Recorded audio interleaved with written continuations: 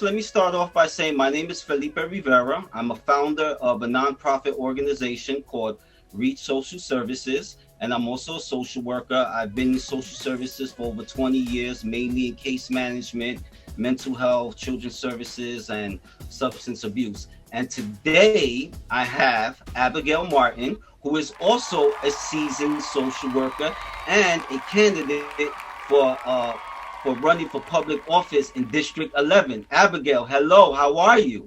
Oh, hi. This is so fun. Yes, I'm a candidate for City Council in the 11th District, which is the Northwest Bronx. So it includes parts of Wakefield, Woodlawn, Riverdale, Kingsbridge, Van Cortlandt Village, Bedford Park, and Norwood.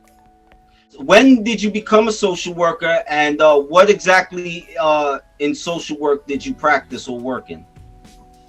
Yeah, so I like to joke and say that social work was always the path for me. Even when I was little, I used to like to listen to talk radio and the self-help radio shows like Dr. Joy Brown, which I don't know if anybody here remembers that, but I was like really young, like 9 years old, and I would listen to it before I went to sleep at night. I always just felt compelled to help people. Early on, when I would see injustice, when I would see things that just weren't right, I always felt compelled to stand up, to get involved, to do the right thing. And after I graduated from college, I worked in a group home and recognized that the kids that I was serving in the group home needed so much support, and I didn't feel like I had the skills to support them. You know, I was a 22-year-old kid, and I knew that the best way to figure out how to support them was to get more education. So that led to social work school. Moved to New York City in 2004, graduated in 2006, and I started working at court-appointed special advocates, CASA, in the Bronx Family Court. And so family court judges would assign us to solve problems that could come up in a foster care case. So I had, it's a volunteer-run organization. I trained and recruited volunteers, and together we would solve problems that could come up. So that could be anything. That could be like helping a youth preparing to age out of foster care. So you're applying to NYCHA, you're applying to supportive housing, you're working on job applications, resumes, applying for services, to helping siblings visit each other, to helping kids move across state lines, to helping youth with their special immigration juvenile status process so that they could avoid being deported, helping foster parents get the resources that they needed from the foster care agencies. You know, there was so much advocacy work around like, no, this foster parent should be getting this rate because this child has this special need. I did a lot of work with the Department of Education too, and advocating for services that kids that were prescribed to them in their IEPs. And after my time at CASA, I moved on to the Child Advocacy Center at Montefiore. And so in this role, I worked alongside special victims detectives and forensic doctors, conducting difficult child abuse cases. A lot of times it was sexual abuse cases, or maybe it was just really complicated. And so I would work alongside that team. And after that, I went into general forensic social work, where I just worked with attorneys all throughout New York City, just helping them in all aspects of criminal court and family court, helping them represent their clients. Did a lot of therapeutic visitation too as well, worked in custody disputes, a lot of forensic work. And then, you know, because social work doesn't pay, right? You're always going to have your side hustles.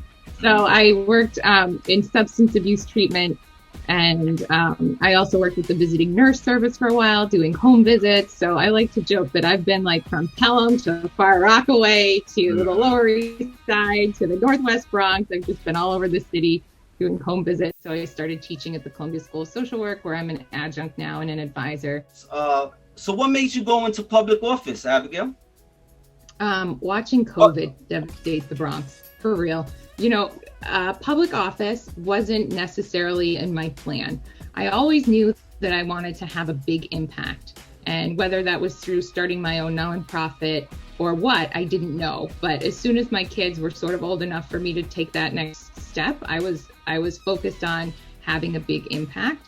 And then when COVID hit, just watching what it has done to the city, especially the Bronx, you know, unemployment going so high, food insecurity so high. People are so scared with to lose their homes. The rent burden is so high. Now, COVID didn't cause all of this, right? The Bronx already had really high rates of food insecurity and really a significant percentage of people that were rent burdened, but it really brought it to light, and it absolutely made it worse. And when I started to think about the way that New York City is going to recover, New York City has a history of recovering off the backs of working families and those on fixed incomes and middle-class families, people that can't afford increases in property tax hikes, increases in the cost of public transit, cuts in services. We have so much wealth here, multimillionaires, billionaires, and we're going to need them to help us rebuild from this crisis. And I felt like that was missing from the conversation, and I wanted to be a part of it. I also think that it's a unique perspective to understand how difficult it is to be involved in a system in New York City. It is not easy. Once you have kids in foster care, once you're involved in the criminal legal system, once you have a special needs kid who needs special services from the Department of Education, it is difficult to navigate, to get what you need. You need to be in place A or B, or else you lose C. It is tough. And I think that a lot of times people who are in government haven't worked at that ground level. So with all of that in mind, I decided to go for it, and I launched my campaign in August. I have this vision for New York City that it can be affordable for all, and it can rebuild in a way that is just and equitable for all. This city needs to work for everybody that is here, and it doesn't.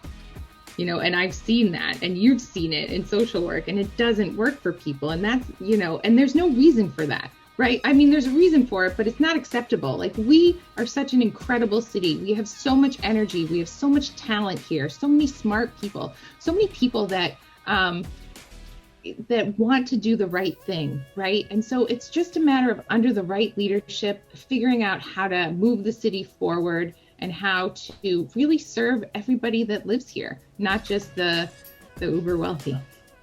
But let's talk about you for a second. You started a nonprofit in the pandemic. Tell us about that. Tell us about Reach. We were able to feed hundreds of people on the streets. Certain areas where there were pantry spots, we would locate young people, older people. It didn't matter who they were on these lines, and we were able to hit these people and give them food that was not even available at the time. Another thing that I was able to do was I was recruiting people in the community, and I was teaching them case management. So what happened was, I was like, okay, as a social worker, as you know, the first thing we do as social workers is find out, okay, what do we do, or how do we utilize resources in the worst situation? So I found out that they were doing emergency food assistance programs, but the information was not out there in the public. Many of these people are older, have different languages. Some of them are not savvy with technology to even create accounts and to even do some of the things just to get these programs running. It's just not realistic. So we were training people on the ground, showing them how to apply, teaching them how to provide that service with everyone. So it's like turning people into case managers and teaching them how to provide these emergency services, and it just spread it. And that's how I sort of was able to develop my presence in this particular community, because I was out there, we were building a team. People was like, what's this going on? How much do I have to pay? And they were very shocked that all of this was free. This was just nonprofit work, Mm-hmm. And so that's what we did in the pandemic. We gave a lot of masks to small businesses. Mm-hmm. I actually had a YouTube channel, and we've captured some of these videos of doing some of the things we did, but we've hit small businesses, we've hit people in the streets, we've given filtered masks, the best quality that was available at that time, as well as emergency food assistance. Those were the two things that we were covering: mask and food. Mask and food. That's amazing. I think social workers are trained to run to the crisis when others flee. That's right? And that's what we're both doing here. You're doing that with your nonprofit. You totally pivoted to provide these two things that you had that weren't part of your original vision. And I'm doing it by running for office and going to, with a vision for how New York City can can be just and equitable for all New Yorkers. Now, there's something important I want to talk to you about. It's regarding voting. What does ranked choice voting mean? Can you please break that down? Yeah, thanks for asking. So ranked choice voting is going to be the new way that everybody is voting in 2021 and beyond in New York City. So traditionally, you go to the polls, you've got your ballot, you mark your one candidate, your choice, and then you submit your ballot and you go about your day. Well, under ranked choice voting, people can now rank their choice of candidates in order of how they like them, in order of preference.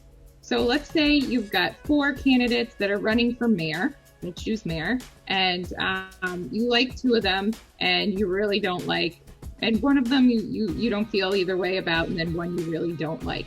So you get to the polls, you get your ballot, and you can put your first choice, you color in a bubble with number 1. You get to put your second choice as number 2, you color in a bubble there next to their name for number 2, and then you rank them up to 5. So people will have an opportunity to rank their top 5 candidates for every position.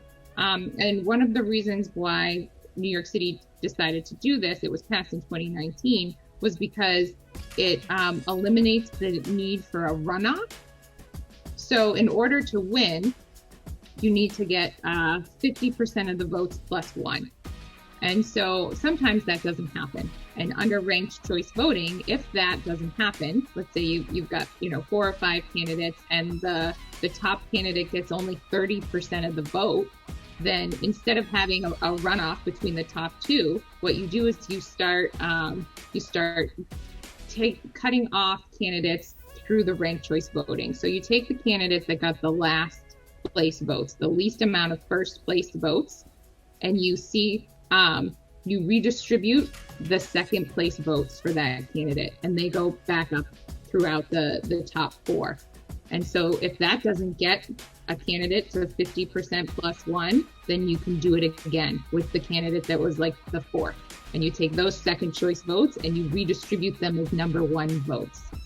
But the most important thing to remember with ranked choice voting is that it's an opportunity to rank your candidates in order of preference.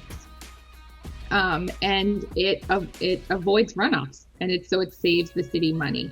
And also it encourages people to learn more about other candidates, right? It encourages people to have more civic engagement, to do more research, to pay attention more. There's a lot of positives to it. I think it's going to be really interesting. There's cities throughout the country that have done it. San Francisco's been doing it for 10 years. The state of Maine is doing it. And this is the first time that New York City has used ranked choice. So we'll see how it goes.